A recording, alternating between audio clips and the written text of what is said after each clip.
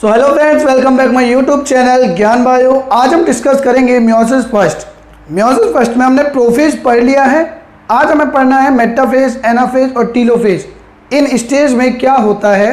अगर आपको prophase first समझना है तो आप प्रीवियस वीडियो में देख सकते हैं। ठीक है, तो चलिए स्टार्ट करते हैं मियोसिस फर्स्ट में।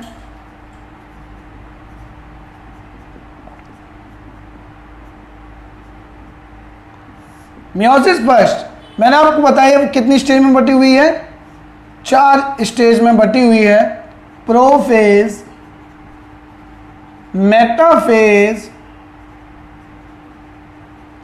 एनाफेज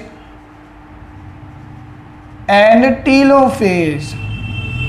लेकिन यहां फर्स्ट है तो आपको यहां भी फर्स्ट लगाना पड़ेगा, यहां फर्स्ट लगाना ही पड़ेगा, वरना अगर फर्स्ट ना लगाएंगे तो ये माइटोसिस की स्टेज बन जाएंगे। समझ में आ रही है ना, फर्स्ट लगाना बहुत ही ज़्यादा जरूरी है। तो हमने क्या देखा था, ये सेल है और सेल के अंदर क्या देखे थे, न्यूक्लियस, जो कि डिसअपियर होना है। सेल के अंदर का न्यूक्लियस कैसा देखा था, डिसअपियर हो रहा है।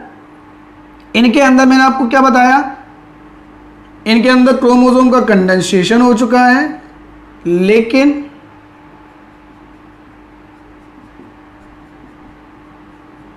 ये क्रोमोसोम है।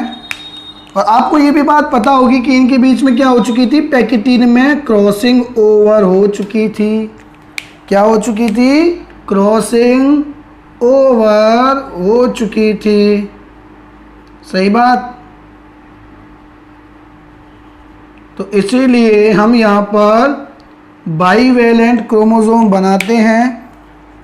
ये बाईवेलेंट क्रोमोसोम होते हैं और इनके बीच में क्रॉसिंग ओवर हो चुकी है। पूछता है कि क्रॉसिंग ओवर किस फेज में होती है, तो आप लोगों को क्या बताना है, क्रॉसिंग ओवर प्रोफेज फर्स्ट की, क्रॉसिंग ओवर प्रोफेज फर्स्ट की पैकेटीन में देखने को मिलती है। यहाँ पर हम लोग थोड़े से एक पेयर और एक्स्ट्रा बना लेंगे।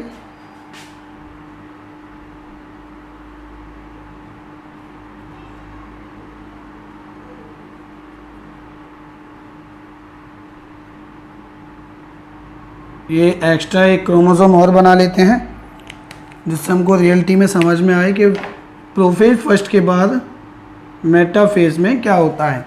ये इनके बीच में एक्सचेंज हो चुके होते हैं, ये होमोलोगस होते हैं, ये भी होमोलोगस होते हैं। तो ये कहानी किसकी है, प्रोफेज की, प्रोफेज फर्स्ट की। ये कहानी कहाँ की है, प्रोफेज फर्स्ट की। अब हम देखते हैं कि प्रोफेज फर्स्ट के बाद मेटाफेज फर्स्ट में क्या होगा।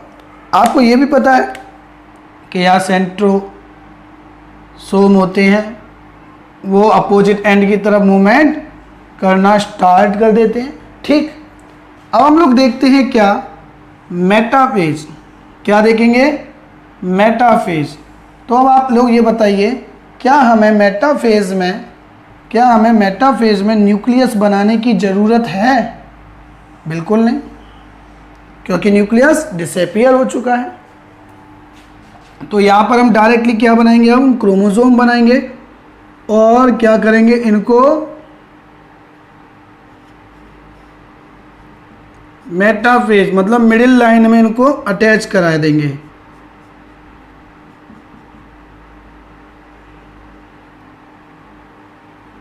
ये कैसे आएंगे, होमोलोगस क्रोमोसोम होंगे कि नहीं होंगे? ये कैसे हैं, होमोलोगस क्रोमोसोम हैं। इनको हम इंग्लिश में बाइवेलेंट भी कहते हैं और हिंदी में इनको युगली गुणसूत्र भी कहा जाता है। ठीक है, क्योंकि काफ़ी बच्चे हैं जो हिंदी बोर्ड के हैं, वो कमेंट करते हैं सर हिंदी में बताइए, हिंदी में बताइए। तो उनके लिए मैं बोल दिया करूँगा, ठीक है, चाहे तो वो नोट कर सकते हैं कहीं पर भी। तो बाइवेलेंट स्ट्रक्चर को यहाँ पर युगली क्रोमोसोम कहा जाता है। ये तो बन गया एक युगली क्रोमोसोम। दूसरा बनाते हैं,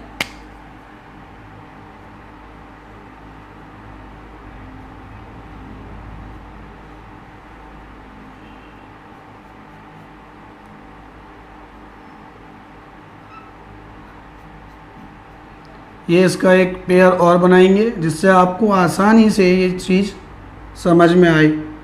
अगर इसमें थोड़ी सी भी गड़बड़ हुई ना तो ये समझ में नहीं आता, ध्यान रखना, बहुत ही इम्पोर्टेंट है।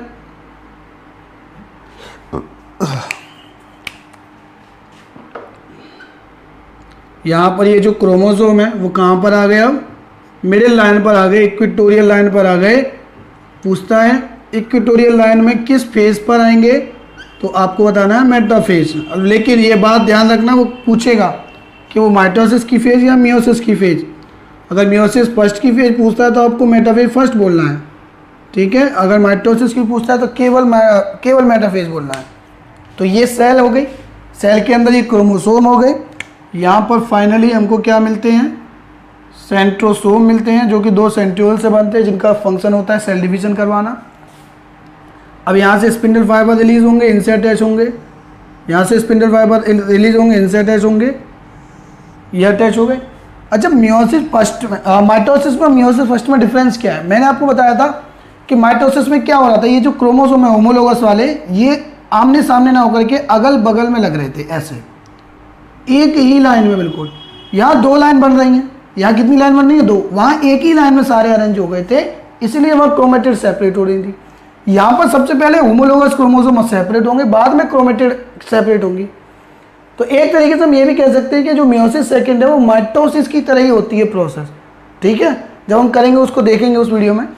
तो इस जगह पर क्या हो रहा है कि यहाँ से स्पिंडल फाइबर अटैच हो रहे हैं, किससे आपको पता ही है कि इस जगह पर काइनेटोकोर होता है, सेंट्रोमियर के पास में क्या होता है, काइनेटोकोर, जिससे ये अटैच हो जाते हैं, ठीक है। अब क्या करेंगे, ये सेंट्रोसोम वही काम करेंगे, इनको अपनी तरफ खींचेंगे। अब इनको अपनी तरफ खींचेंगे तो हम क्या कहेंगे पहले बार में कि मियोसिस फर्स्ट में क्या होगा, सेपरेशन ऑफ होमोलोगस क्रोमोसोम, ये मेटाफेज फर्स्ट लिख लीजिए। और spindle fibre attach with kinetochore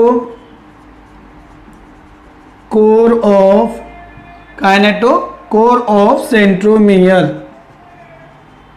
ये अटैच हो जाते हैं। समझ में आ रही है कि नहीं आ रही? और क्रोमोसोम आर अपीयर इन या chromosome seen on the line of equatorial, है ना, ये बात भी हम बोल सकते हैं। क्रोमोसोम कहाँ मिलते हैं हमको, इक्वेटोरियल लाइन पर मिलते हैं, ठीक। कोई दिक्कत? चलिए अब हम लोग देख लेते हैं किसको, एनाफेज को, जिसमें क्या याद रखना है आपको, एनाफेज में separation of homologous chromosome, separation of homologous chromosome.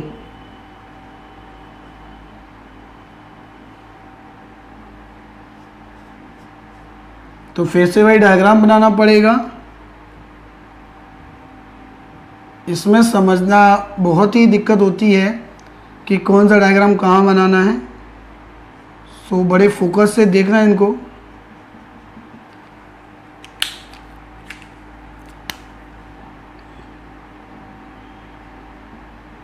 तो ये तो हो गया आपका एक क्रोमोसोम।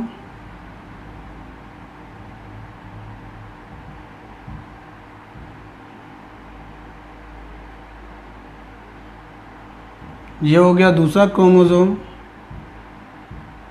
अच्छा, मैं एक ही लाइन को कलर कर देता हूँ, टाइम खर्च हो रहा है इसमें। एक ही लाइन को कवर कर देता हूँ। अरे नहीं, चलो कर ही देते, कितनी देर लगेगी।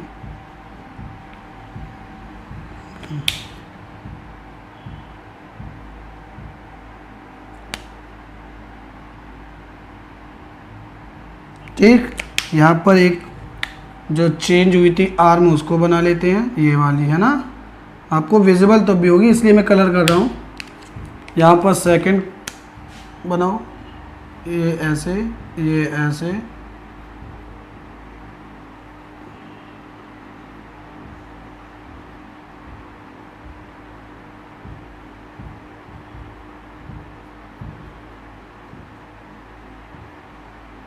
ठीक है। इसमें आप एक क्रोमोसोम यहाँ पे छोटी सी आर्म क्या कर दीजिए, एक्सचेंज कर दीजिए, है ना। और इस जगह पर भी बना लेते हैं हम लोग।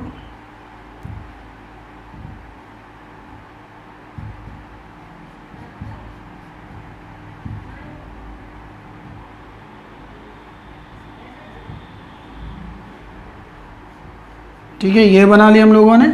और इसमें भी हम लोग छोटी सी आर्म जो एक्सचेंज हुई थी वो वाली भी बना देते हैं। समझ में आ रही है बात? तो सेपरेशन ऑफ होमोलोगस क्रोमोसोम किस फेज में आपको देखने को मिल गया? एनाफेज की फर्स्ट में, एनाफेज फर्स्ट में। तो पूछेगा आपसे क्वेश्चन कि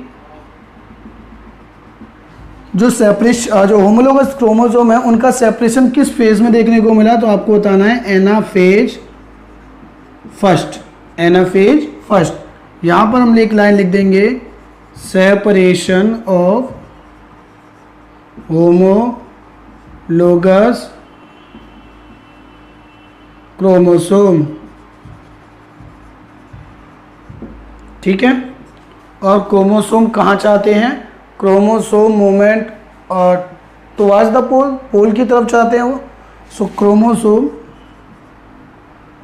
move towards the pole, towards the opposite pole, है ना, अपोजिट पोल। समझ में आ गई बात? फिर हम लोग देख लेते हैं लास्ट स्टेज जिसका नाम है टीलोफेज।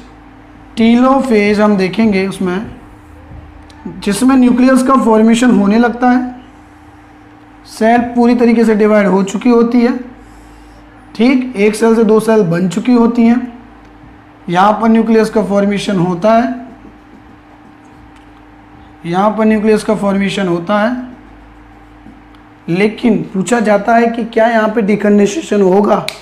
तो नहीं, आपको यहाँ पे डिकंडेंसेशन अभी नहीं करना है, क्योंकि मियोसिस फर्स्ट के तुरंत बाद ही मियोसिस सेकंड स्टार्ट होती है। कुछ समय उनके बीच में कुछ गैप रहता है, मियोसिस फर्स्ट और मियोसिस सेकंड के बीच में कुछ गैप रहता है, जिसको हम इंटरकाइनेसिस बोलते हैं, लेकिन वो ज़्यादा समय नहीं है, बहुत कम समय रहता है। इसीलिए यहाँ पर डिकंडेंसेशन नहीं होता है। ठीक है, डिकंडेंसेशन अभी नहीं होगा, बाद में डिकंडेंसेशन देखने को मिल सकता है। यहाँ पे बात समझ में आ गई? तो इस जगह पर अगर हम लोग स्ट्रक्चर देखें इसका, तो हमको क्या देखेंगे फाइनली?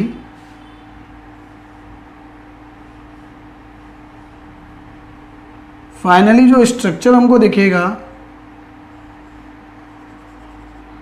अच्छा एक क्वेश्चन यहाँ पूछा जाता है कि जब मियोसिस सेकंड स्टार्ट होती है तो आप हमें ये बताएं कि क्या फिर डीएनए का रेप्लिकेशन दोबारा देखने को मिलेगा? तो आपको आंसर में जवाब देना है नो। डीएनए का रेप्लिकेशन केवल और केवल एक ही बार देखने को मिलता है मियोसिस फर्स्ट से पहले।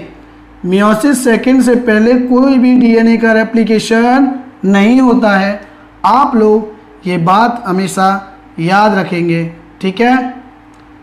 आप लोग ये बात हमेशा याद रखेंगे कि मियोसिस सेकंड से पहले डीएनए का रेप्लिकेशन नहीं होता है, केवल और केवल डायरेक्टली मियोसिस सेकंड स्टार्ट हो जाती है। बात समझ में आ रही है या नहीं आ रही है? ठीक है, बहुत ही इंपॉर्टेंट क्वेश्चन था। और आपको एक बात और याद रखनी है, एक क्वेश्चन इंपॉर्टेंट और है जिसका नाम है, पूछता है कि दो मियोसिस फर्स्ट और मियोसिस सेकंड, इनके बीच की डिस्टेंस या इनके बीच की स्टेज, ये सही रहेगा, इनके बीच की स्पेस कह लो या इनके बीच का टाइम पीरियड कह लो, उसको क्या कहा जाता है? तो आपको जवाब देना है कि उनको क्या बोला जाता है? इंटरकाइनेसिस बोला जाता है। इंपॉर्टेंट क्वेश्चन है भाई, याद रखना, इंपॉर्टेंट क्वेश्चन है, पूछता है, बहुत ही अच्छा क्वेश्चन है वो।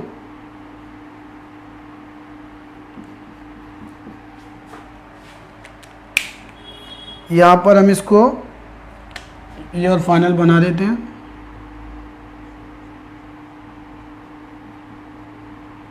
ठीक है, और एक लास्ट और रह गया, इसको बना के इसको टॉपिक को ख़त्म करते हैं।